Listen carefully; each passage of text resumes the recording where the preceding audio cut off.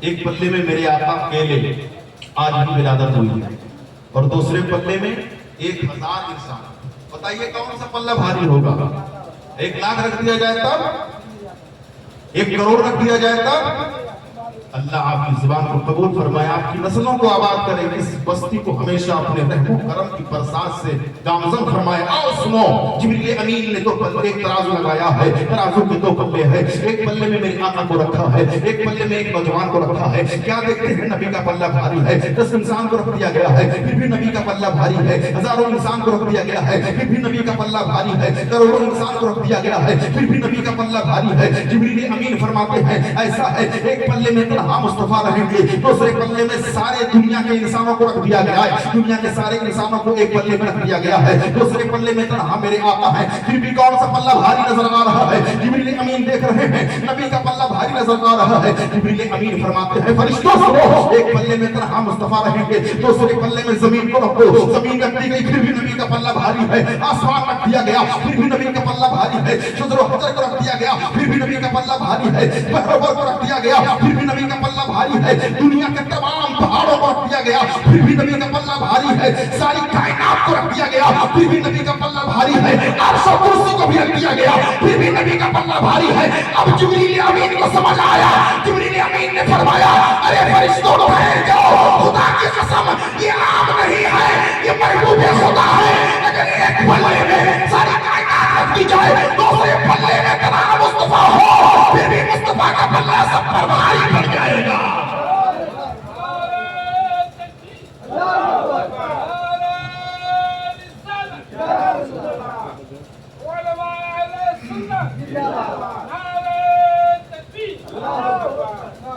اب اعلیٰ حضرت کے شعر پڑھو. سارے اونچوں میں اونچا سمجھیے جسے، ہے اس اونچے سے اونچا ہمارا نبی، ہمارا نبی. درود پاک.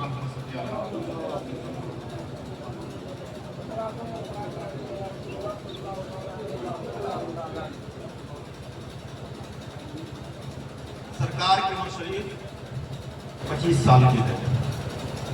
اس وقت ملک عرب میں سیدہ خدیجہ الکبریٰ، آپ ملکہ عرب کہی جاتی ہیں، رئیسہ مکہ کہی جاتی تھی، بہت بڑی تاجرہ تھی.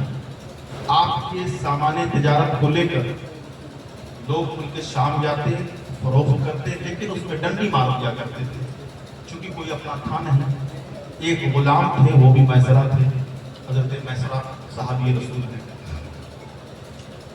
خدیجہ الکبریٰ اپنی سہیلی حضرت نفیسہ سے کہتی ہیں مجھے کوئی ایسا شخص بتاؤ جو میرے مال کی حفاظت بھی کرے اور ایمانداری سے فروخت بھی کرے اور میرے مال پر غصب نہ کرے، میرے مال کو غصب نہ کرے. تو نفیسہ کہتے ہیں سنو، اس وقت پورے عرب میں محمد رسول اللہ سے زیادہ امین و صادق کوئی انسان ہی نہیں. بات آئی آپ مرزا ابو طالب کا. جناب ابو طالب بلائے گئے.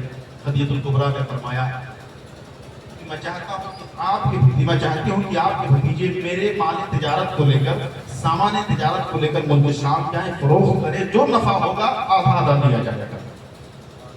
تو اولا تو میرے سرکار کے خلاف ابو طالب نے کہا کہ میرا بھتیجا بڑا خوددار ہے، وہ کسی کی ملازمت اور نوکری نہیں کرے گا، لیکن تمہاری جو مجبوری ہے اگر میں ان کے سامنے پیش کروں گا تو وہ ضرور قبول فرما لیں گے. ابو طالب آتے ہیں، نبی کی بارگاہ میں حاضر ہوتے ہیں، پورا معاملہ پیش فرماتے ہیں، میرے سرکار نے قبول فرما لیا. اب میرے سرکار سے ملنے کے لیے تجارت کے سلسلے میں حضرت سیدہ خدیجہ الکبریٰ رضی اللہ تعالیٰ عنہا نے ایک درخواست کی تھی کہ سامان تجارت کو لے جانے سے پہلے میں تجارت کے سلسلے میں ان سے کچھ بات کرنا چاہتی ہوں. اللہ اکبر، اللہ اللہ. حضرت سیدہ خدیجہ الکبریٰ رضی اللہ تعالیٰ عنہ کی پاکیزگی کو ملاحظہ کیجئے. اسی شہر میں میرے آقا بھی ہیں، اسی شہر میں حضرت خدیجہ الکبریٰ ہیں، لیکن نہ تو میرے سرکار نے خدیجہ الکبریٰ کو دیکھا ہے، نہ تو خدیجہ الکبریٰ نے میرے سرکار کو دیکھا ہے. میرے سرکار اب ملاقات کی غرض سے سیدہ خدیجہ کے پاس جا رہے ہیں. سیدہ خدیجہ کا مکان ایسی جگہ پہ ہے کہ ان کے گھر میں روشنی نہیں آ رہی ہے. حضرت خدیجہ खदीजा का घर ऐसी जगह पे है, उनका हुजरा और कमरा ऐसी जगह पे है जहाँ तो ना तो सूरज की रोशनी आ रही है, ना तो चांद की रोशनी आ रही है। हजरत खदीजा दीवार की तरफ चेहरा करके बैठी हुई है। मेरे आका तशरीफ लाते हैं। अचानक खदीजा क्या देखती है कि मेरा साया दीवार पे नजर आने लगा है, मेरी परछाई दीवार पे नजर आने लगी है, मेरा अक्स दीवार पे नजर आने लगा है। हजरत खदीजा ताज्जुब में पड़ जाती है, हैरत में है, ये साया कहां से आ रहा है? अभी तक तो न सूरज की रोशनी आ रही थी, न चांद की रोशनी आ रही थी, अचानक मेरा साया कैसे नजर आ रहा है मेरी दीवार पर? सैयदा खदीजा ने जब मुड़ करके देखा है तो क्या देखती है कि उन साया जो पड़ रहा था न तो वो चांद की रोशनी थी, न सूरज की रोशनी थी, बल्कि जो रोशनी उनके पर्दे से झमझम के आ रही थी वो मोहम्मद रसूलुल्लाह की रोशनी थी, आमिना के लाल की रोशनी थी, अब्दुल्लाह के नूर नज़र की रोशनी थी। हजरत खदीजा अपने सामान तिजारत को देती है, मैं सरकार तशरीफ ले गए, मुख्तसर में बयान कर रहा हूँ। जब चले मक्का से बाहर हुए तो मैसरा ने वो सवारी जो आका की थी, जिस पे खुद हजरत मैसरा सवार थे, उस पर मेरे आका को सवार कर देते हैं। अबू लहब, उतबा, शैबा, ये सारे मास्टरमाइंड कुफार उसी सफर करते हैं। अबू जहल ने कहा तुझे क्या हो गया, ये मालिकों वाली सवारी मोहम्मद रसूलुल्लाह सल्लल्लाहु अलैहि वसल्लम को क्यों दे रहा है? हजरत मैसरा कहते हैं मेरी मालिका का हुक्म है। अबू लहब, अबू जहल सब खामोश हो गए। कुछ दूर गए, पता नहीं सफर करते वक्त कहीं पड़ाव डालते हैं। आजकल बसें चलती हैं तो कोई ढाबा आता वहां ठहर जाते हैं। उस दौर में भी कहीं ना कहीं पड़ाव डालते थे खान पान के लिए, तो कहीं जगह पे पड़ाव डाला। पड़ाव डालने के बाद अब चलने का इरादा किया तो एक ऊंट था जो उठ ही नहीं रहा।